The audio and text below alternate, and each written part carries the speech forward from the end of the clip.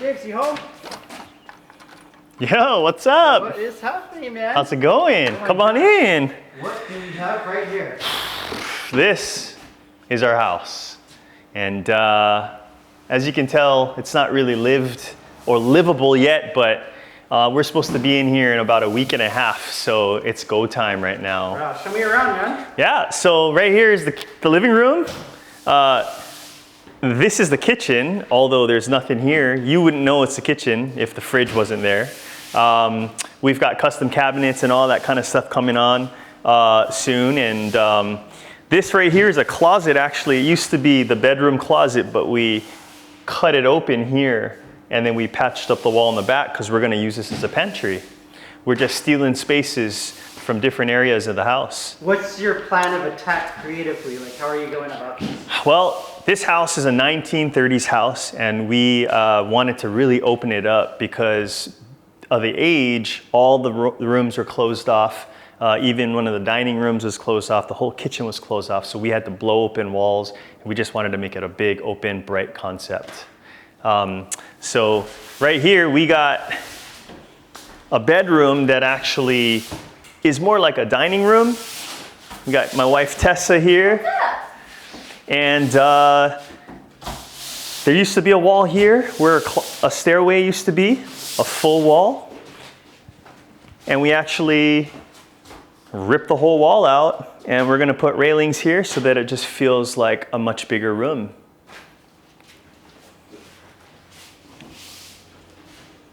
It's a small house, but it's good enough for the two of us. I'll take you to the bedrooms. Right here, we got one bedroom, which will be for the guests. And actually, it's got great views of the ocean and Cocoa Head and Portlock. One of the favorite things of our house. And then we have a closet here that was created by my brother, who's our general contractor. And the reason why is because the old closet, which was this doorway here, was closed up. And we wanted to steal the space of this closet for the bathroom on the other side, and so we had a new closet built. It's pretty nice when you have a brother that is a general contractor that can do whatever you want.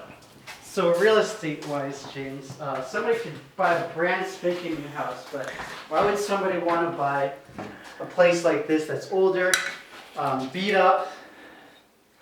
Well, you know, why would you want to buy an old beat up place if you really like a challenge? But really, actually, it's so that you can make your own world and your own home out of nothing. When you buy something that is already renovated, you're buying someone else's renovations, and a lot of times you're paying a premium for those renovations. If you have very particular taste, be open to exploring, purchasing fixer-uppers and whatnot, because with a little bit of elbow grease, a little bit of money, some resources, you can make the place exactly how you want it. So, for example, this bathroom was really, really old. And we actually shifted the tub over. We're doing a shower panel wall here. We're doing a bench here. We ripped out the old sink, which was a small little sink, and putting a floating vanity here, double sink. My brother added all the plumbing for us. Everything's gonna look way different and really modern. We've got a beautiful black steel windows going in through the whole house, so the place is just gonna look really, really wonderful. So right here is where that bedroom closet used to be, and because we closed it up, we were able to extend the shower and then make this open linen closet, and we'll have wood shelves for a really kind of like modern, but I guess farmhouse look. I don't know what you call it. My wife knows all the great terms. Yeah, so this is the bathroom. Cool. What else you gotta show me? Well, the last room is the bedroom, which is right here, and you can see this really, really beautiful wall. This was the closet that we closed up so that we could use it for a kitchen pantry on the other side. Now the wall doesn't match the rest of the house, but eventually we're going to extend this whole room out and add a bathroom. So this wall will be changed completely anyway. So this is just all temporary, but this is our master bedroom for now. Awesome, James. And you can kind of give me more of a tour, but I'm sure in your real estate career you've seen thousands and thousands of houses, and picking your own house with your own knowledge and preferences and artistic flair and whatnot. What was it about this house that made you say, hey, you know what, this is the one? You know, we absolutely loved the old charm of this house.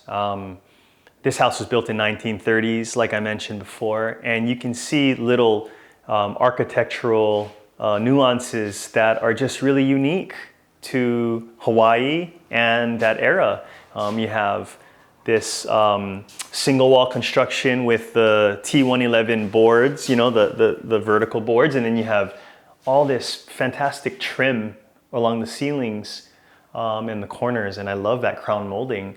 But you know, really this house, we just looked at the bones, we looked at the size of the land, and we looked at the general layout of the house, and we thought that's good enough because, you know, we're gonna come in and we're gonna change everything to our liking. It's kind of like the last house that I bought. I walked in and I didn't look at what kind of finishes they had. I didn't look at what was damaged. I didn't look at all that stuff. I just looked at the layout and I envisioned what I could make it. And in the end, it was a fantastic house because I wasn't caught up over all those minuscule details because I knew that things could be changed. The thing with properties is you can't change the land size. You cannot change necessarily the location of the house on the land, but pretty much everything else you could possibly change. The interior finishes, the colors, the sizes of the rooms, maybe even. If you have room on the land to expand the house, you could do that too.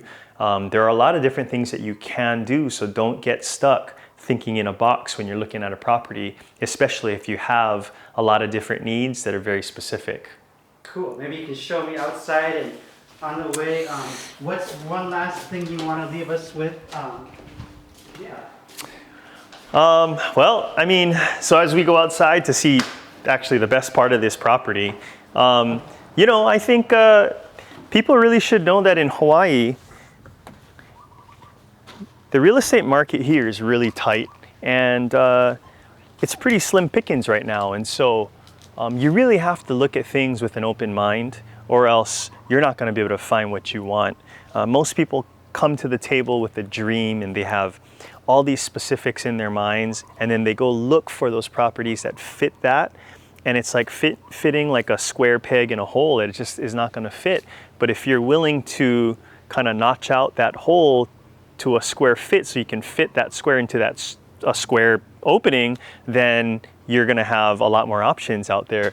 So, you know, this right here is actually my favorite part of the property. It's an 11,000 square foot lot. We have 3 mango trees, 2 longan trees, 1 lychee tree, dragon fruit.